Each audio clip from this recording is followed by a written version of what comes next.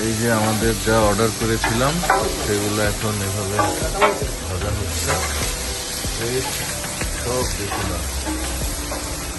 আপনার নাম কি? দেলোয়ার হোসেন খান। ও, আপনি দেলোয়ার হোসেন খান। আলমগীরের বাসা। আচ্ছা আচ্ছা, যাক, মাশাআল্লাহ।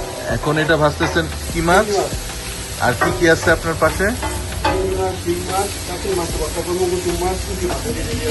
আমরা কি মাছের ভর্তা অর্ডার করছি? মানে যখনই কেউ অর্ডার করবে আপনি সাথে সাথে ফ্রেশ ভেজে তারপরে দেন, তাই তো? প্রতিদিন কি পরিমাণ মাছ ইয়া হয়,